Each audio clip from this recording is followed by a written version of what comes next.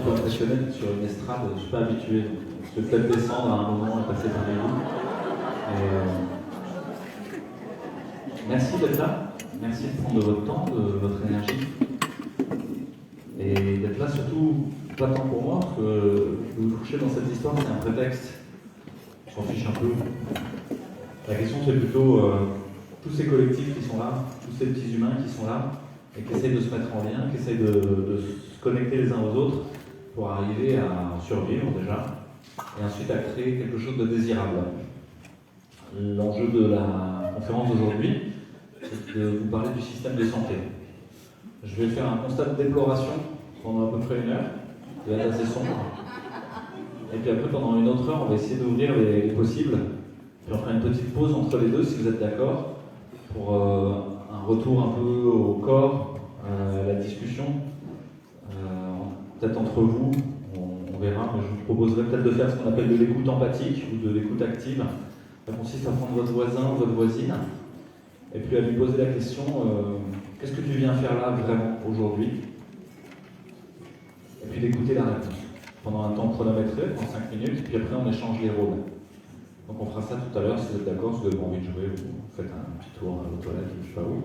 On prend une respiration de 10 minutes, puis après on se retrouve avec l'idée que si on gratte vraiment qu'est-ce qu'on fait là vraiment aujourd'hui, on peut descendre assez profond dans les pourquoi. Il y a une technique d'intelligence collective qui s'appelle les 5 pourquoi. Sans chaque fois que vous avez une réponse à une question, d'essayer de vous demander mais pourquoi?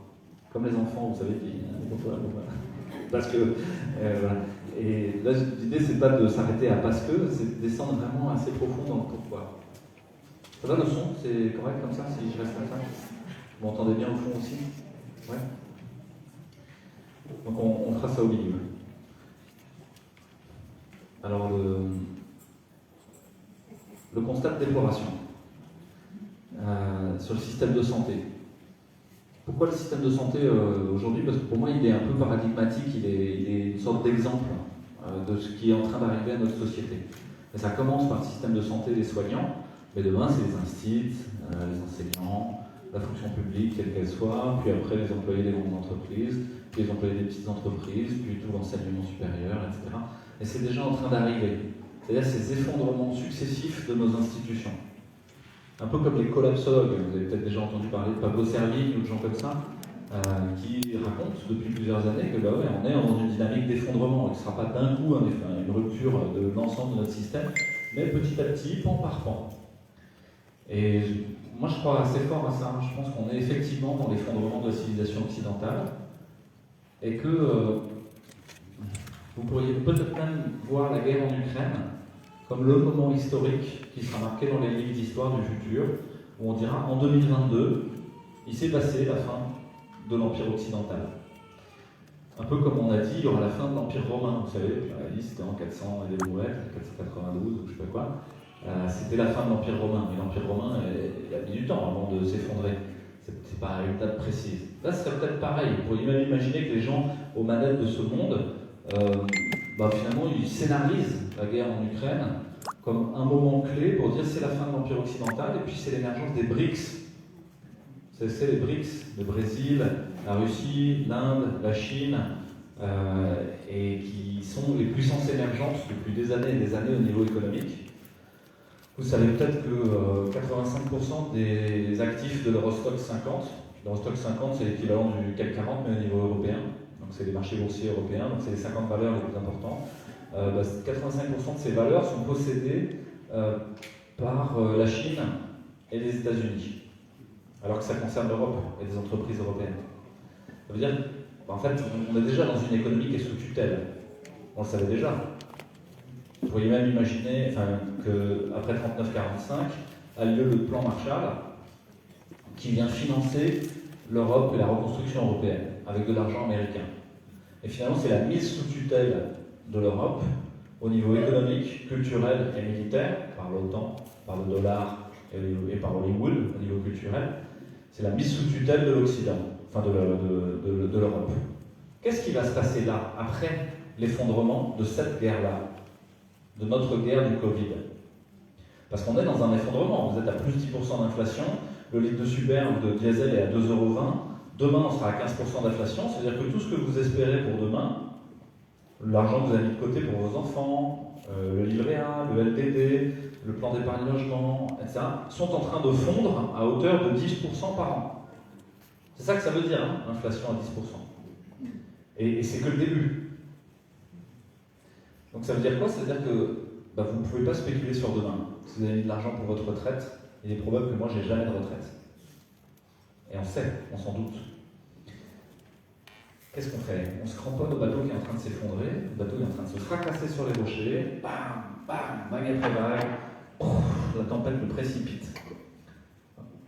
On attend, comme sur la côte du Léon, qu'il y ait des naufrageurs qui viennent le dépecer, ou est-ce qu'on s'enfuit, on s'en va, on se tire du système?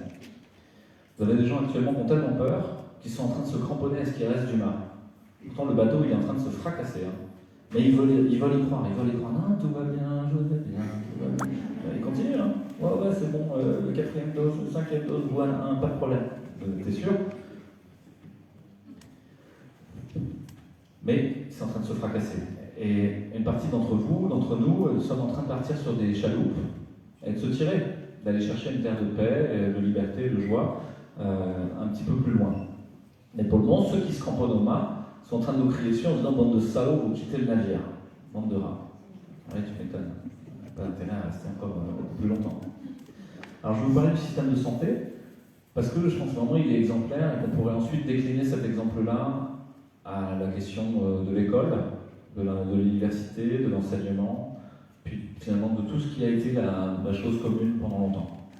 Et avec en ligne de mire cette idée que la reconstruction après-guerre, elle est déjà prête, avec ce qu'on appelle les routes de la soie. Peut-être ça vous dit quelque chose. Ce sont des coopérations industrielles et économiques avec la Chine, correspondant à les financer de l'infrastructure.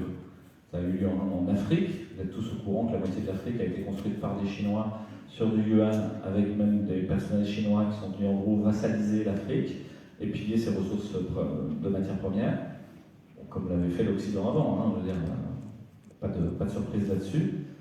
Et que il y a eu un petit galop d'essai avec la Grèce, un deuxième galop d'essai avec l'Italie sur l'Union européenne, c'est de les appauvrir, de les asservir, et c'est effectivement la Chine qui les a reconstruits, qui est en train de les reconstruire. Donc il y a de bonnes chances qu'après l'effondrement, quand on dira il n'y a plus rien, vous êtes ruinés, etc., finalement on soit reconstruit par le yuan et par la Chine, et qu'on devienne, nous, les vassaux de la Chine. Pourquoi pas? C'est un scénario parmi d'autres. Vous avez peut-être vu aussi que des gens comme Attali, qui se présentent comme des prospectivistes, en gros ont déjà prévu l'étape d'après. C'est-à-dire qu'après l'effondrement, après Macron, dont le sale travail est de tout casser, vous aurez des Audrey Tcherkov, des Édouard Philippe, des gens comme ça, qui seront en charge de mettre en place l'économie positive. L'économie de la joie. C'est déjà en place. C'est-à-dire qu'au Havre, c'est la première ville qui est en tête de proue de ça, où ils sont déjà en train de mettre ça en place. Qui est finalement un modèle social et économique qui se rapproche de celui qui est proposé par Klaus Schwab, quoi. Vous n'aurez rien, vous serez heureux. Et puis vous suivrez le système tel qu'on vous le propose, dans un contrat social où on vous donne des choses à faire, par exemple une injection, mais ça peut être autre chose, hein. Et en échange, vous avez le droit de participer à la société. Donc il y a un rapt du contrat social qui nous prépare au crédit social à la chinoise, qui peut-être nous prépare effectivement à la société de demain. Donc il ne faudra pas se faire avoir par la propagande et par le marketing politique, économique qui va avoir lieu dans les 5 ou 6 prochaines années, parce qu'il y a des gens qui vont chercher à faire exactement ce que vous êtes en train de faire, sauf que ce sera pour enrichir toujours les mêmes multinationales. Et je vous donne un exemple, c'est que j'ai été convié en Suisse chez quelqu'un qui a 2 personnes en fait, 2 fois de suite. Donc la Suisse, c'est le pays de la thune, hein, vous avez compris. Et je suis convié en Suisse où il y a quelqu'un qui est très amical et qui m'explique moi je vais à Davos chaque année. Ah bon, c'est quoi Davos? Le Forum économique mondial.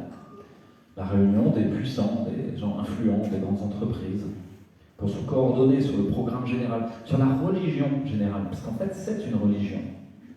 Parce qu'elle a tous les caractères dogmatiques d'une religion, avec une profession de foi, avec un certain nombre de croyances incontournables. Et il me dit, écoute, t'as pas de travail, moi je vais te proposer je vais te proposer un travail salarié très bien payé. Tu vas continuer à faire ce que tu fais, c'est-à-dire à coordonner un réseau, et tu vas faire le réseau de la santé alternative qui émerge. Bon. Donc en gros, moi, multinational, je vais rafler ta start-up. Et tu seras bien payé. Et puis on va faire émerger la santé naturelle parce qu'on sait très bien qu'on est en train d'effondrer le système de santé. Et il me le dit, je lui dis, mais donc le système de santé s'effondre. Oui, oui, c'est nous qui l'avons décidé. Ça fait 15 ans qu'on y œuvre, etc. Donc on sait très bien, le programme il est en train de se dérouler très clairement.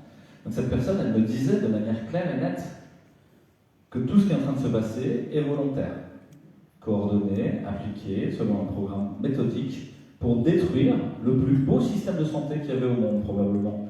Parce que le système hospitalier, le système de la sécurité sociale, étaient des choses qui étaient quasiment à nul autre pareil.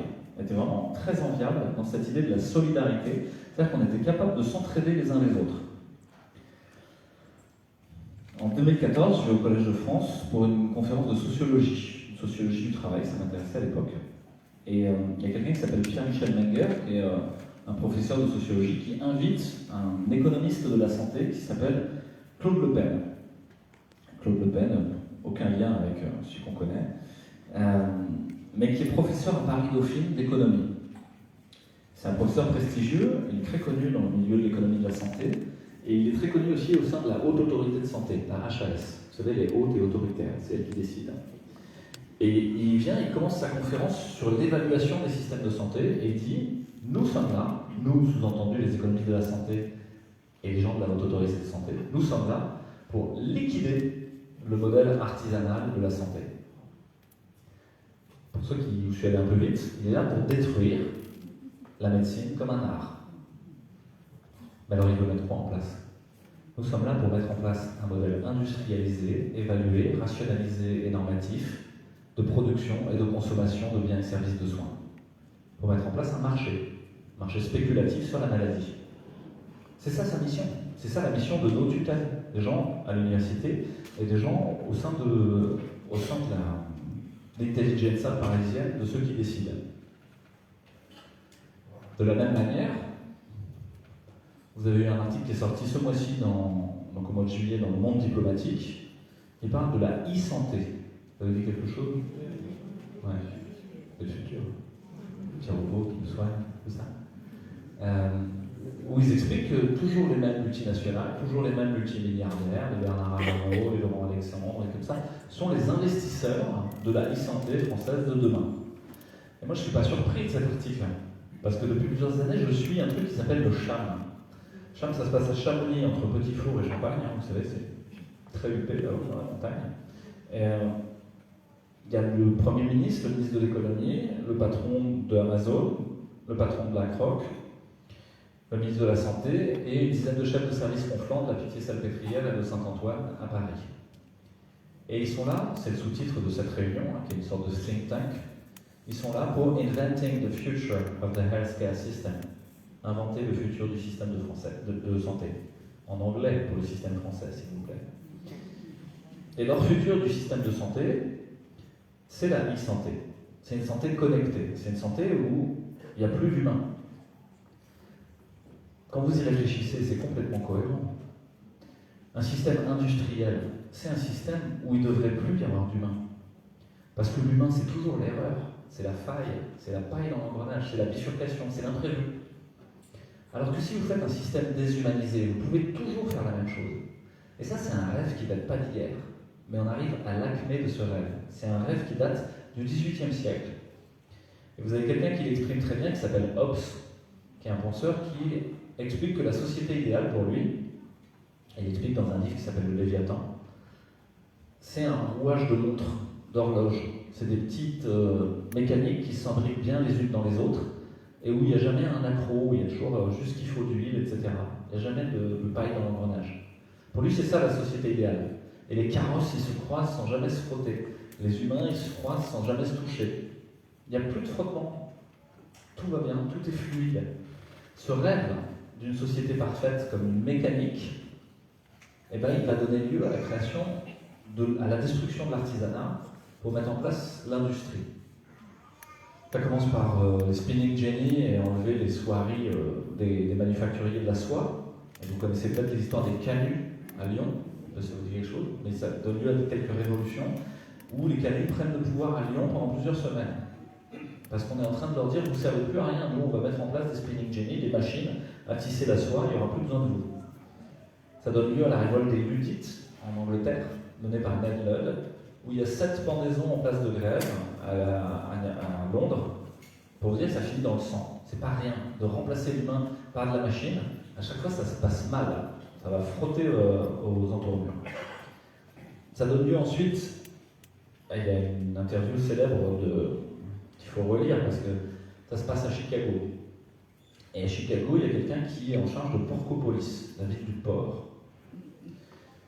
Il s'appelle John Armour. Et en interview, il dit, dans le port, on exploite tout, sauf le cri. Everything but the squeal, c'est comme ça qu'il le dit.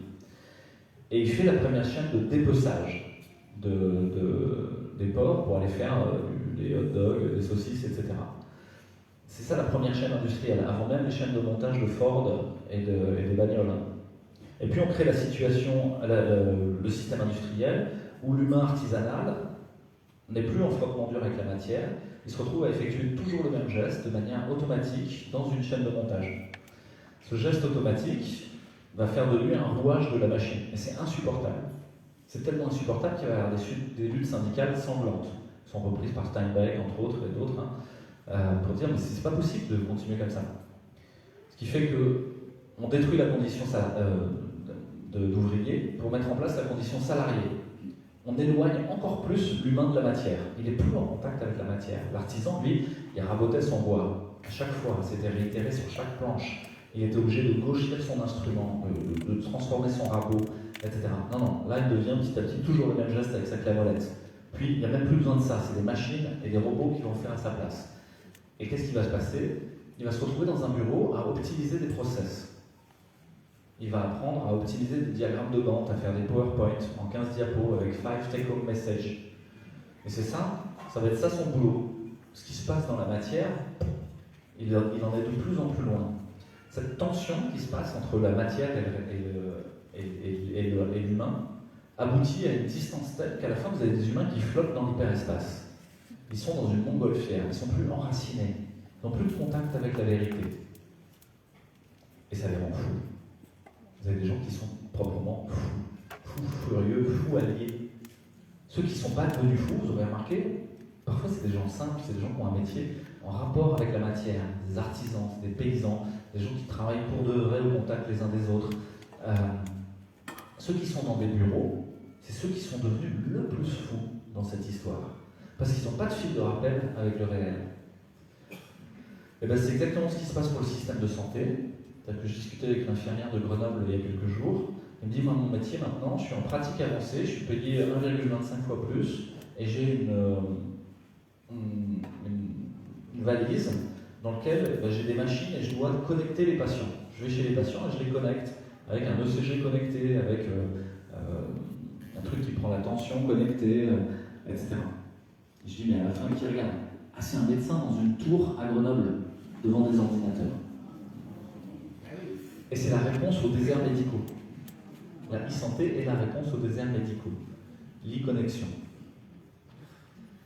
Alors c'est ça le futur vers lequel on précipite à grands pas et qui serait innovant, qui serait la French Tech en route vers le progrès, etc. Et vous avez tous les présidents de Comcom, de trucs comme ça, qui font des zones tech à la sortie des villes pour faire ce genre de métier-là. Pendant ce temps, que vous attendez 16 ou 18 heures aux urgences pour la moindre suture, pour des trucs très simples. Donc, d'un côté, l'industrialisation progressive du soin, jusqu'à sa virtualisation. Là, il n'y a même plus de matière, on est dans une affaire virtuelle. De l'autre côté, la volonté d'en faire un marché, de gagner de l'argent, que ce soit le plus efficient possible et que ça dégage du bénéfice. Donc l'enjeu du système de santé, c'est plus de vous soigner, c'est de faire du bénéfice sur la maladie. À tel point que les industriels ont réussi à plusieurs reprises à préempter la science et la création du savoir. C'est-à-dire quoi? C'est-à-dire que nos protocoles de soins de la HAS, censément, ils s'appuient sur des articles scientifiques. ou des conférences de consensus. On réunit tout le monde ensemble, là, tous les réanimateurs, puis on se met d'accord sur un certain nombre de choses. Mais on se met d'accord en utilisant les articles scientifiques qui sont produits. Mais ces articles scientifiques qui sont produits, en fait, ils sont sortis que par des multinationales de l'édition scientifique, le New England, le Lancet, etc. C'est des très très grosses machines qui appartiennent elles-mêmes à l'industrie du médicament ou à l'industrie de la data, Google, Amazon, Facebook. Parce que c'est ça qu'il faut comprendre avec la virtualisation progressive de la santé, c'est que les opérateurs habituels du système sont en train de changer. Jusqu'ici, qui avait la maîtrise? Sûrement pas les médecins ni les infirmiers. Ça, c'était déjà bien loin de ce temps-là. C'était les industries du médicament. Et donc, quand Pfizer sortait un nouvel antihypertenseur, il s'arrangeait aussi pour faire que dans les recommandations de la conférence de consensus, ce nouvel antihypertenseur devienne le nouvel antihypertenseur de référence. Il s'arrange aussi pour changer les normes. Avant, vous étiez hypertendu quand vous étiez au-dessus de 16 de tension. Maintenant, vous êtes hypertendu si vous êtes entre 14 et 16. Ils ont ouvert le marché. Toutes les études sur les gens entre 14 et 16 qui sont hypertendus et qu'on traite, c'est qu'ils font que des effets secondaires et aucun bénéfice. Mais pourtant, ça continue. Vous êtes toujours hypertendu entre 14 et 16. Parce qu'on va vous fournir des médicaments pour toute la vie. Pareil, pourquoi l'hypertension artérielle, on ne cherche pas à comprendre, à résoudre, c'est quoi votre problème de fond? Non, on s'en fiche, on va vous donner un antihypertenseur et vous allez avoir votre béquille pour l'éternité. Alors mettre votre pognon dans la fente pour donner 5 balles à Pfizer toutes les 2 semaines. C'est ça qui se passe en fait dans notre système de santé. Donc vous êtes pris dans un abonnement sanitaire déjà avant même l'injection vaccinale. C'était déjà vrai avant pour un très grand nombre de traitements. C'est juste là, ça vient toute la population, et y compris les gens qui ont 0 maladie. Puisque c'est génial, c'est la vaccination, c'est tout le monde là. Même les gens qui ne sont pas malades. Vous arrivez à étendre le marché à l'infini, à 7 milliards d'humains. Waouh! Et à mettre de l'obsolescence programmée en place, c'est-à-dire qu'au bout de 3 mois, vous allez dire que vous allez remettre une injection. Mais c'est complètement cohérent avec ce qui s'était passé dans le monde de la bagnole, ou dans le monde de l'agroalimentaire, ou dans le monde. C'est la même chose. Donc quand vous imaginez que le système de santé serait un truc où on prend soin, la main sur le cœur, etc. C'est juste pas vrai. C'est pas vrai, c'est un marché dans la main des mêmes tarés qui font des semences transgéniques, où ils vous vendent la semence Monsanto avec le Roundup, etc. quoi. En vous interdisant en plus d'avoir une semence pour vous-même. Vous savez tous que Cocopelli a eu plein de procès pour avoir juste essayé de vendre des semences paysannes. Alors depuis ça a évolué, mais là c'est exactement pareil. C'est qu'à la fin, si vous voulez vous soigner par vous-même, on va interdire l'huile essentielle de lavande, beaucoup trop d'entre eux. La vitamine D en complément alimentaire, vous êtes fous, quoi. Vous êtes malade. Pensant qu'il y a des phénols et des phtalates partout dans tout ce que vous bouffez, quoi. Que l'eau est... Dans l'hôpital où je travaillais, les restes de chimiothérapie étaient jetés dans l'eau. Les urines, les selles des patients qui avaient eu reçu des chimiothérapies en réanimation étaient jetés dans le réseau. Mais ça se retrouve dans la flotte que vous buvez. Hein. C'est sûr et certain. Donc on est à peu près là, rendu dans le système de santé, et peut-être même un peu plus loin. Je vous raconte encore une anecdote ou deux sur les fondements du système de santé. Mais l'autre jour, il y a la directrice des soins qui vient dans le service. Directrice de soins, c'est quelqu'un d'important, hein, c'est quelqu'un qui a un rôle administratif très, très sérieux, qui est payé probablement 5 ou 6 000 euros par mois, et qui fait partie des hauts cadres de l'hôpital. Et en charge de tous les infirmiers, tous les aides-soignants, tous les personnels, et de l'amélioration de la qualité des soins, et du projet de soins de l'hôpital. Elle rentre dans la salle de soins où il n'y a pas de fenêtre. Et elle regarde, elle se dit « Ah là là, mais pauvre, vous travaillez toute la journée dans une pièce sans fenêtre ?» L'infirmière lui dit « Ouais, effectivement, c'est pas très agréable, mais bon, au moins, il y a de la peinture qui ne s'écaille pas au plafond, on a le chariot qui a des roues qui roulent, on n'a pas les sièges éventrés, on a du matos, on n'a pas trop à se plaindre, quoi. » Et la directrice des soins lui dit « Je vais vous payer », comme si l'argent de l'hôpital c'était le sien. Apparemment, c'est pas le sien. Hein. Je vais vous payer un casque de réalité virtuelle pour faire des pauses.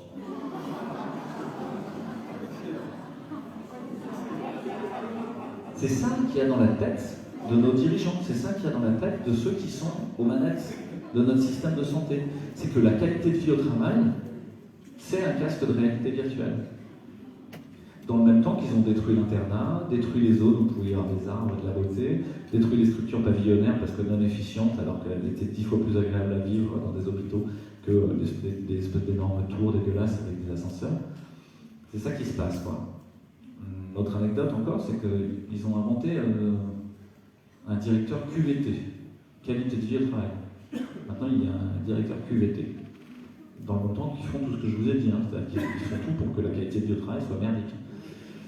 Et le directeur QVT, il nous fait parvenir dans le service une espèce de gros cube enrobé dans du carton, comme ça, carré. C'est pour nos cadeaux, quoi. Avec il n'y avait pas de nœud, mais c'est comme s'il y avait un petit nœud. Puis on regarde le carton et c'est quoi ce truc? Ah, c'est le directeur QVT qui nous l'envoie. On ouvre, il y avait un fauteuil robot masseur en sky noir dégueulasse du fin fond de la Chine, avec une télécommande avec 5 ou 6 programmes pour se faire masser pendant les pauses.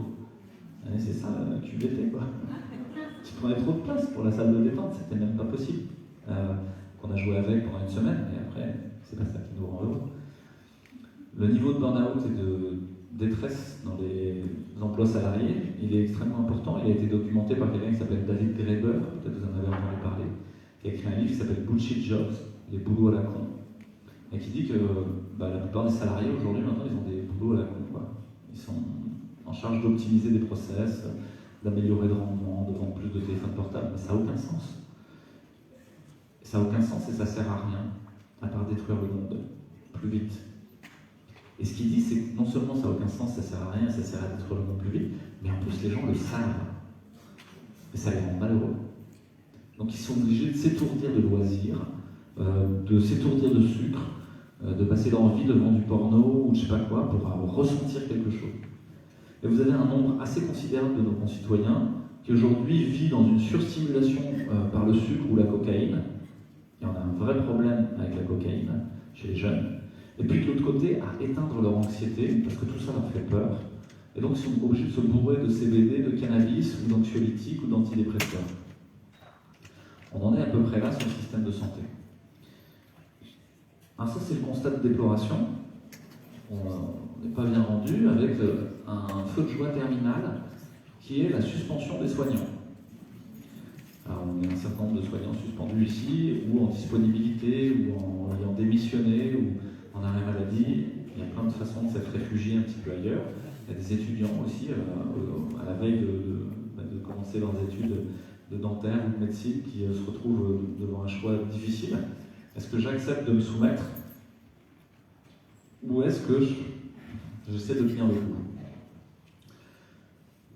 Vous avez peut-être tous bien compris, je n'ai pas besoin de le redire ici, mais je pense qu'il faut le redire aux gens et ne jamais arrêter de parler, que ça n'a aucun sens. Ça n'a aucun sens. Ou injecter à des gens en faisant semblant que ce serait pour les autres qu'ils le font, sur quelque chose qui n'empêche pas la transmission, alors qu'on est à Omicron B2, ça n'a strictement aucun sens, quoi. Alors même que dans certains hôpitaux, les gens travaillent avec des tests positifs. Donc c'est quoi l'enjeu? Ça ne peut pas être la santé, c'est pas possible. C'est pas possible, parce qu'en plus, si vous lisez la MM conditionnelle, ce que Carole a fait, ce que j'ai fait, vous lisez les 330 pages des différents, et puis tous les gens du Conseil scientifique indépendant, et puis de l'Infocoli, si vous regardez ce qui a été écrit noir sur blanc par Pfizer, c'est pas possible, en fait, on ne peut pas s'injecter ça, quoi. Il n'y a que des manquements à tous les étages. On pouvait bien penser que ce n'était pas exactement carré, parce que, bon, ma foi, ça allait trop vite. Enfin là, quand vous lisez le truc, vous tombez de votre chaise, quoi. Vous dites, attendez, on ne peut pas faire ça, quoi. C'est juste complètement incohérent. C'est-à-dire que, je vous le redis, pour que vous puissiez le redire, mais dans l'AMM conditionnelle, l'Agence européenne du médicament dit à Pfizer, attendez, c'est la première fois que dans l'histoire que vous utilisez ces 2 nanoparticules lipidiques comme excipient autour de l'ARN, parce que l'ARN c'est instable. Donc on met autour des bulles de graisse, quoi, un peu comme une goutte d'huile, quoi. Mais sauf que c'est des nanoparticules lipidiques. Et ils disent, mais on les a jamais utilisées chez l'homme. On n'a aucun recul. Vous voulez les mettre là, à 7 milliards de gens d'un coup, comme ça? Ça va pas? Ah, ça va, on fera une petite analyse, puis on vous rendra ça en 2023. Puis là, le mec qui est au sommet de l'Agence européenne du médicament, il dit, c'est bon les gars, je m'en occupe. C'est bon, on fait ça. Ok. Et il signe. Deuxième truc, il dit, mais attendez, dans votre process, vous faites de l'ARN vaccinal à partir de l'ADN. Parce que vous commencez d'abord par l'ADN. Mais il en reste de l'ADN à la fin. Combien il en reste? Pfizer dit, je sais pas, un peu. Bah, ça va. L'Agence européenne des médicaments dit, mais attendez, ça va pas, parce que l'ADN, potentiellement, il pourrait rentrer dans votre ADN encore plus facilement que l'ARN. L'ARN peut le faire, mais l'ADN peut le faire encore plus facilement. Donc il y a quand même des risques qu'on intègre dans le génome l'ADN de Spike. Dans ce cas-là, on n'arrêtera jamais d'en cracher.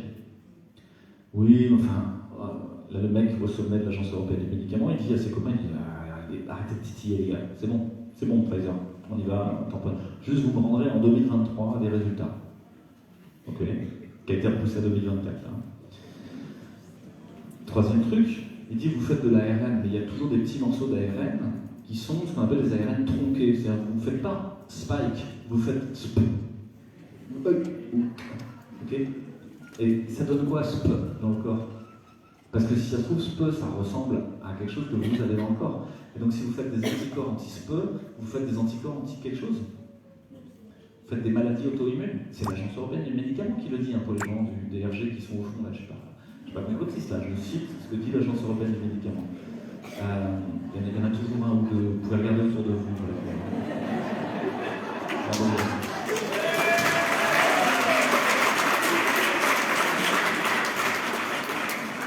Vous pouvez l'écrire dans votre rapport, il y a des gens qui le liront en haut lieu, qui se diront tiens, oui, en fait, on défend les salauds depuis longtemps. Donc vous risquez de faire des maladies auto-immunes. Pareil, on vous rend le rapport en 2024.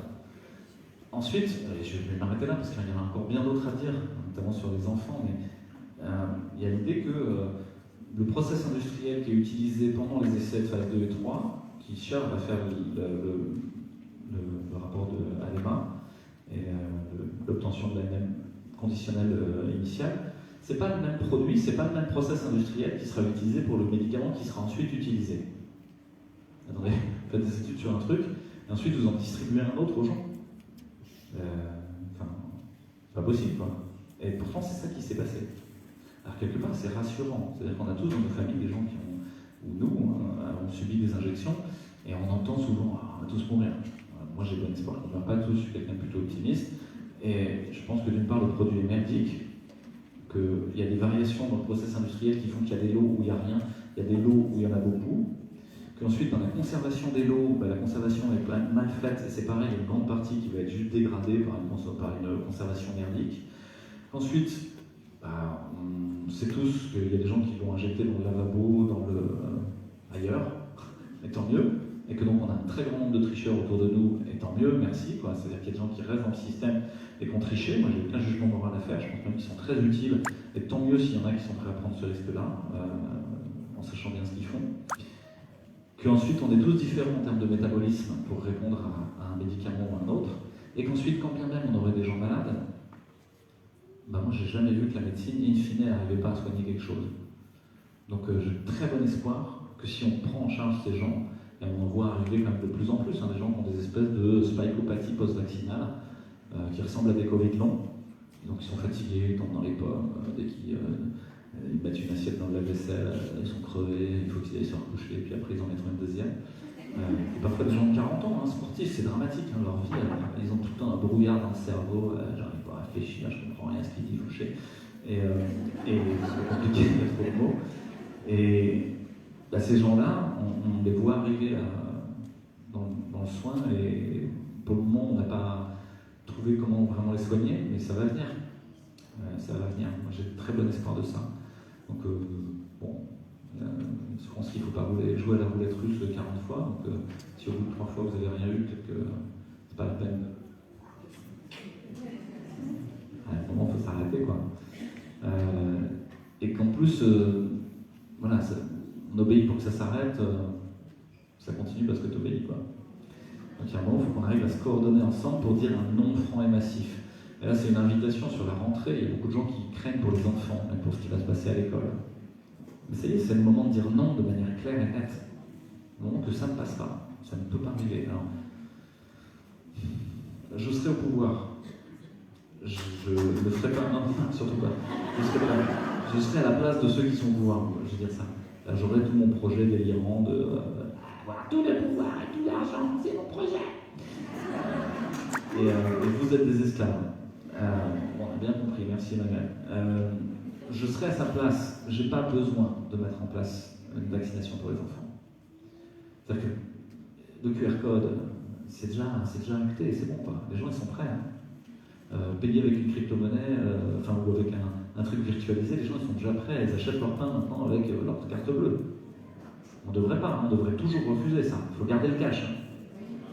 Ils achètent leur pain à Marseille, je ne sais pas comment c'est chez vous, mais les gens qui sont employés par les boulangeries, maintenant ils n'ont même plus le droit de prendre la monnaie. Ils ont une espèce de machine dans laquelle vous mettez votre bifton et qui rend la monnaie pour eux. C'est pareil, on devrait refuser systématiquement ça.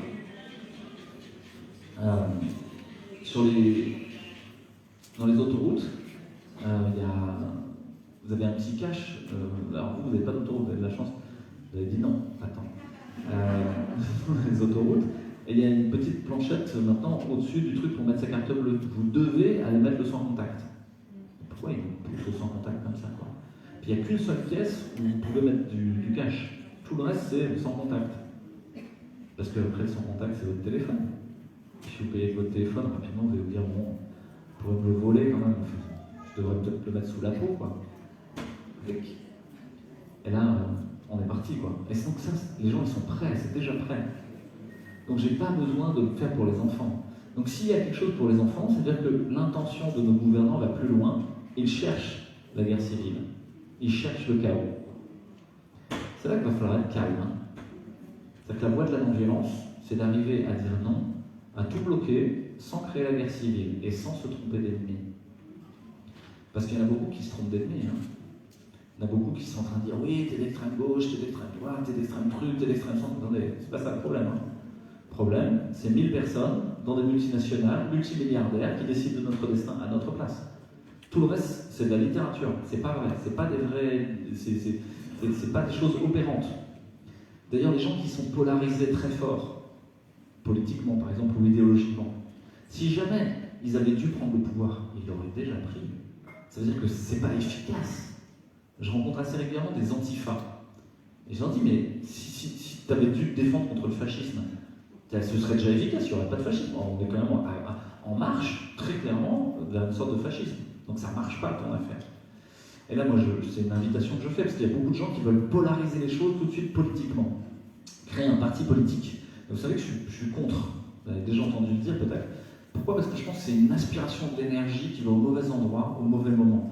Je ne dis pas qu'à un moment, il ne faudra pas qu'il y ait une cristallisation politicienne de ce qui se passe. À un moment, il y aura des gens qui iront représenter les institutions. Mais on change d'abord le monde et ensuite nos gouvernants changent. C'est pas en changeant nos gouvernants que le monde va changer.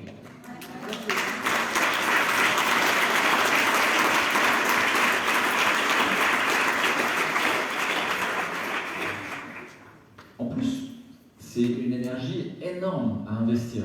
Vous devez avoir de l'argent, des médias, un récit cohérent, des représentants partout, un tissu. Souvent, les partis citoyens qui émergent, j'ai rien contre ça, je trouve ça très bien et très beau dans l'intention. Mais en gros, ils se ramassent une veste à 0,5% des voix, ils ont eu 300 personnes ou 600 personnes qui ont voté pour eux. Et parce qu'ils oublient que, bah oui, il leur faut du pognon à gogo, il leur faut un média pour laver le cerveau, parce qu'en face, il y a une propagande qui est juste délirante, c'est un rouleau compresseur. Il y a plein de gens très intelligents autour de nous qui ont sombré dans cette propagande. C'est-à-dire que ça marche, quoi. On est des pauvres humains, quoi, avec des ressorts dans la grammaire mentale qui sont compris par les gens qui font de la publicité et de la propagande. Ça nécessite d'avoir tissé un réseau et tout ça. Est-ce qu'on a fait le travail préalable? Est-ce qu'on a un média qui est capable de raconter une histoire collective qui donne envie? Alors c'est peut-être, on va peut-être s'arrêter là ça fait déjà presque plus d'une heure que je parle, je pense, et faire une petite pause. Mais pour vous dire que les suspendus représentent un plan social à pas cher pour le pouvoir. Qu'est-ce que je veux dire par là? C'est-à-dire qu'en gros, on fait dégager tous ceux qui ne sont pas d'accord, tous ceux qui sont des fortes têtes, tous ceux qui pensent par eux-mêmes, tous ceux qui auraient un peu d'autonomie, tous ceux qui sont critiques vis-à-vis du système. Et on leur dit, soit tu démissionnes, soit tu restes, mais tu n'as pas le droit de retrouver un emploi, puisque tu es toujours salarié. C'est le cas de Carole, c'est mon cas aussi. Moi, je suis en disponibilité, mais je suis suspendu de fait, même si je n'ai jamais reçu la lettre. Donc tu ne peux pas retrouver d'emploi parce que tu n'as pas le droit de bosser ailleurs parce que tu as un contrat d'exclusivité avec l'assistance publique. Tu n'as pas le droit à des prestations sociales, tu n'as pas le droit à du chômage, tu n'as pas le droit à des congés formation, tu n'as pas le droit à tes congés payés, tu n'as droit à rien. Tu es suspendu. Tu n'existes plus, tu es nulle part. C'est extrêmement violent. C'est tellement violent qu'il y a des gens qui s'en sont suicidés. Donc, ils sont un bon exemple de ce vers quoi on nous emmène doucement. Parce que dans le monde numérique que je vous ai décrit, une santé industrielle numérique, il n'y a plus la place pour l'humain. Donc de toute manière, aujourd'hui c'est les suspendus, mais demain c'est tout le monde. Tout le monde est un rouage dans le système de santé. Les infirmiers, les aides-soignants, les médecins qui sont restés, s'ils sont dociles au protocole, s'ils sont des rouages, pourront rester encore un peu. Mais très rapidement, ils vont dégager. Il y a quelqu'un qui s'appelle Clayton Christensen, qui a fait une prescription pour les systèmes de santé, et il est professeur à la Harvard Business School. Pas à la Harvard Medical School, hein, business. Et c'est lui qui est à l'origine du concept de disruption. Et la disruption, je ne vais pas développer là, mais tout un ouvrage qui va sortir bientôt, je fais de la pub, sur cette question-là en santé. C'est l'idée de toujours prendre de vitesse le système, de changer les règles du jeu en permanence. Parce que si vous changez les règles du jeu, vous devenez le maître. Si vous prenez Uber et les taxis, par exemple, Uber a changé les règles du jeu de manière unilatérale. Et donc les taxis, tant pis pour eux. Et aujourd'hui, on est sur des structures multinationales qui passent leur temps à changer les règles du jeu comme ça et à prendre le contrôle sur les systèmes. J'ai pas le droit, mais je fais une milice militaire internationale avec comment ça s'appelle, des gens, des mercenaires. Je fais une grosse multinationale des mercenaires. En fait, je deviens le premier opérateur militaire sur le marché, bien au-delà des militaires de métier de chaque pays. Et chaque pays va finalement passer par moi pour aller sacrifier les vilains mercenaires dans des sales guerres et ne plus passer par son armée de métier. Ça, c'est une disruption. Voilà, donc il y a plein de systèmes comme ça. Et en santé, donc, Clayton Christensen, qui est l'inventeur de ce concept, il dit le système de santé de demain, c'est d'arrêter de perdre de l'argent bêtement pour les gens qui sont malades avec des maladies trop compliquées. Donc les vieux, les maladies orphelines, les enfants malades, c'est bon, ça va, ça suffit maintenant. On va aller sur les segments rentables. Donc vous allez faire quelques services de médecine interne et de réanimation, mais vraiment très peu. Il appelle ça les magasins de solutions. Et il dit ça vous coûte trop cher. Vous valorisez à l'input, à la complexité de l'input. Plus les gens sont malades, plus vous gagnez d'argent, c'est complètement débile. Arrêtez. Vous allez laisser le privé investir dans des chaînes à haute valeur ajoutée. Chaîne à haute valeur ajoutée, par exemple, c'est une clinique qui fait de la prothèse de genou. Vous arrivez, le patient arrive, il a mal au genou. Il passe un questionnaire. Il passe une IRM. Derrière, il y a un algorithme qui processe la data d'intelligence artificielle et qui va rendre rouge, orange, vert. Il faut changer le genou. Rouge, non, il ne faut pas. Vert, il faut changer le genou. Bizarrement, comme toute la clinique appartient à celui qui fabrique les genoux en plastoc, ça devient souvent vert. On ne trouve pas tellement d'autres solutions.